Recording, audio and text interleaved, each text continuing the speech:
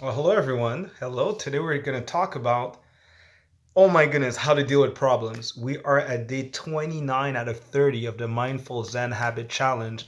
I don't know about you, but I feel like there's a lot of things I was confronted in. There's a lot of information that we feel like we know, but to what degree are we practicing and applying them in our everyday lives? So, how to deal with problems? Well, let's see what they have to say for us today. I'm already thinking about, am I guilty of any of this? All right. Have you ever noticed that most people spend more time and energy looking for excuses? This doesn't sound good.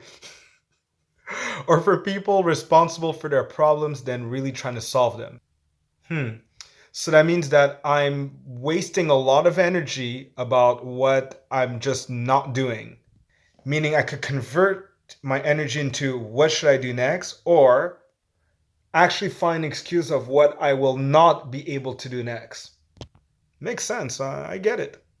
The danger I see here is that there would be a cycle that keeps repeating itself, and I hope they're going that way. This is a strange phenomenon. It would be much easier and more efficient to concentrate on the solutions to the actual problems. Yeah, I guess I see it as, what can I do here? Versus, you see, I can't do this because of the government, and I can't do this because of my genetics, and I can't do this because of the school I grew up in. Don't worry, I'm guilty of this myself. I just have more creative excuses. Aha, but I did discover what they're mentioning next. A big step towards your happiness is to face your problems head on and solve them. I remember I was telling someone, it's like, you know what? I feel like I'm growing up here, like mentally, emotionally. I noticed that the best thing I would do is find a thing that scares me the most in my life and go directly towards it. I even give them an example of if I was in jail, it's like find the guy that scares you the most. Like this is the person that makes you pee in your pants type of thing, just thinking about them. Going to them and asking them about who they are and befriending them and asking questions about how did they grow up, how's their life, how did they end up there. Not as if they're a real threat to you, but you're just trying to get to know what's really in front of you.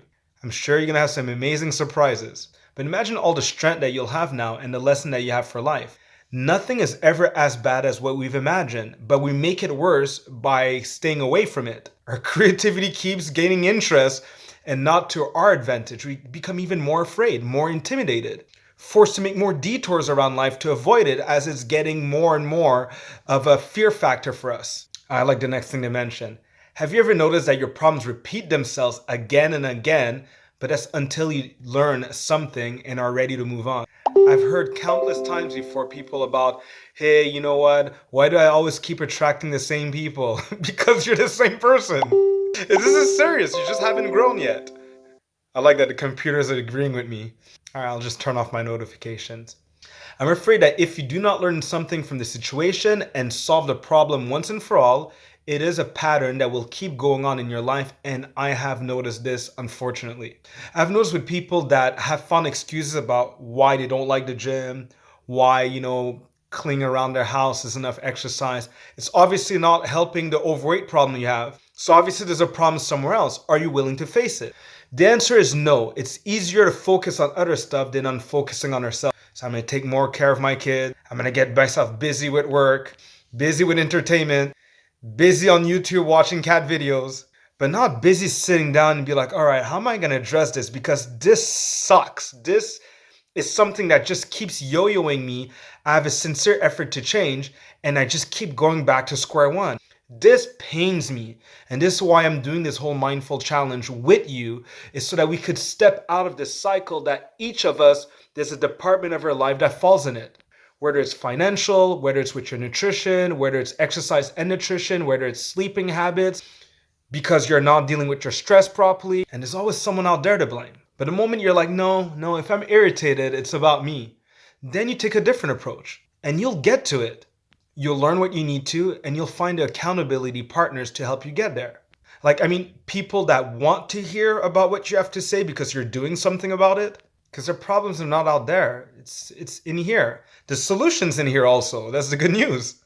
So who's helping you to look and find those solutions with you?